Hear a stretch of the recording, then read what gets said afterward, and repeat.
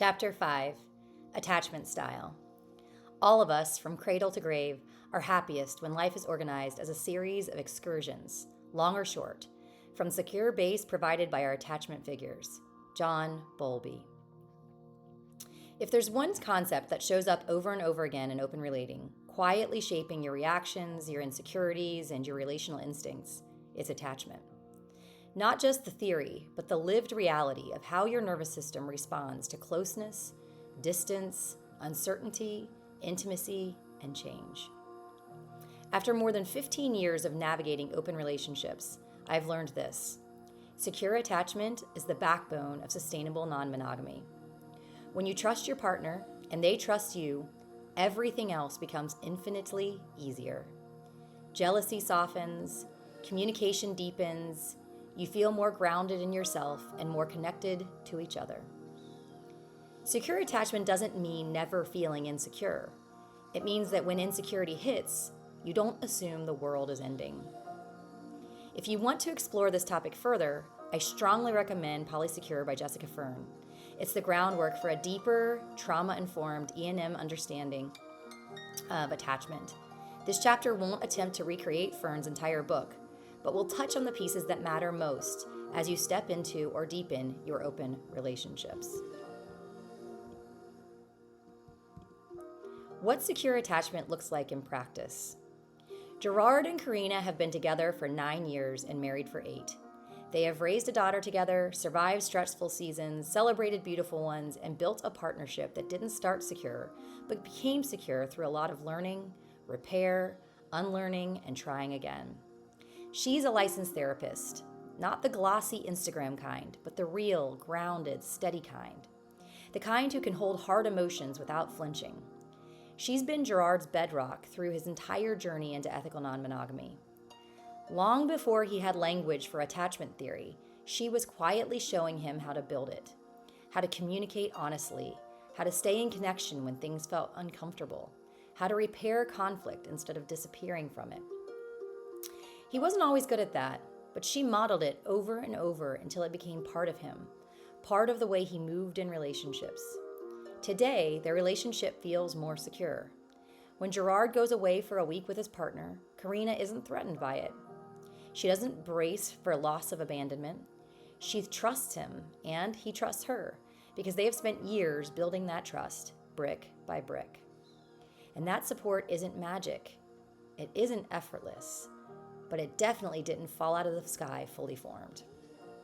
It came from conversations neither of them wanted to have at first, arguments they didn't handle well the first time, moments of tenderness in the middle of the mess, and a shared decision not to give up on curiosity when defensiveness would have been easier. Secure attachment doesn't remove jealousy, fear, or discomfort. It gives you the tools and resilience to navigate them. But here's the catch. The secure attachment you build with one partner doesn't automatically transfer to every new lover. Every new connection begins without a shared history. You don't know yet how they handle conflict. You don't know whether they communicate consistently or disappear when overwhelmed. You don't know if they'll respond well to vulnerability or shut down or ramp up. Your nervous system doesn't have a track record to lean on. Which is why knowing your own attachment style before you start dating new partners is one of the kindest things you can do for yourself and for them. Fuck up. I forgot that I'm anxious. In the safety of his marriage with Karina, Gerard thought himself as secure. He didn't worry that she would leave if he went on a date. He didn't spiral when she texted back late. He felt solid and grounded in their bond. For years, there was no reason to question that. Then he started seeing his first new lover. Suddenly, a very different version of himself emerged. Gerard became hyper-vigilant. He checked his phone constantly. A delayed reply made his stomach twist. If she didn't text back quickly, his mind sprinted ahead to worst-case scenarios. He lost sleep waiting for a message.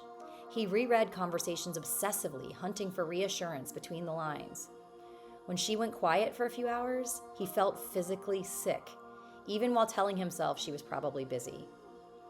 Gerard didn't recognize himself. He was overwhelmed. Eventually, he ended the relationship, not because she was wrong for him, but because his own anxiety swallowed him whole. Only later did he see what happened. His attachment style hadn't magically changed, the context had. He felt secure with Karina because that relationship had years of proof behind it. But in the new dynamics, his underlying anxious attachment traits came roaring back. The old fear of being abandoned, not chosen, or too much had simply been sleeping, not gone. If Gerard had understood and communicated his attachment style from the start, he and his new lover would have co-created something more supportive. Explicit reassurance, predictable check-ins, clarity around expectations. Instead, he was blindsided by his own nervous system. Knowing your attachment style doesn't make the hard feelings vanish. It helps you understand them, plan for them, and communicate about them before they run the show. Attachment isn't only about how you show up at the beginning of a connection.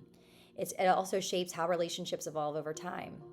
As partners grow, individuate, and build parallel lives, as discussed in a future chapter, something that becomes especially important in long-term E&M dynamics. Your attachment style influences how you handle shifting needs, different levels of intimacy, changing schedules, and the natural ebb and flow of connection. People who understand their attachment patterns tend to navigate these transitions with more resilience and less fear. Those who don't can end up clingy, retreating, or spiraling when relationships deepen, plateau, or transform. The work you do here in understanding your attachment needs becomes the foundation for everything explored later in the individuation and relationship evolution chapters. Exercise. Learn your attachment style. To complete an interactive attachment style quiz with detailed assessment readout, visit polyagony.com/attachment style. For the next 10 questions, rate each of the following statements from 1 to 5 and write down your score. 1 is I strongly disagree, 5 is I strongly agree. Number 1, I often worry that my partner doesn't love me as much as I love them. Number 2, I feel comfortable depending upon others and having them depend on me.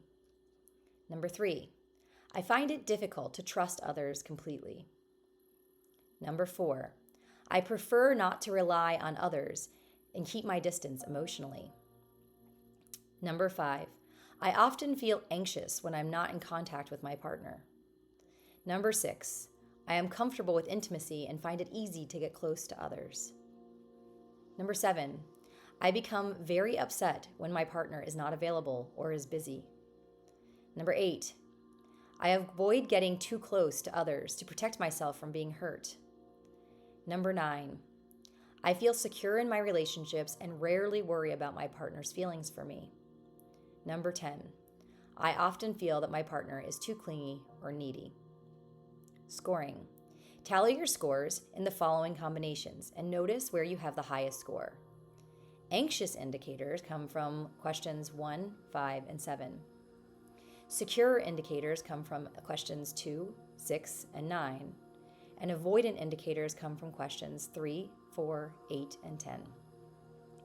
Once you've found your pattern, reflect on these things. How does this style show up in my relationships? What situations activate it the most? What would help my nervous system feel safer in new dynamics? What do I need to tell new partners so they can support me? What do future partners deserve to know about how I attach? And most importantly, how can I practice secure behaviors even if my attachment isn't secure yet? Attachment style is not a sentence handed down to you from on high. It's a map. And maps are especially useful when the relational terrain gets complicated, as it often does in open relating. As your relationships evolve, individuate, and change shape over time, something we'll explore more in depth in Chapter 21, understanding your attachment needs will help you navigate those transitions with far more grace and far less chaos.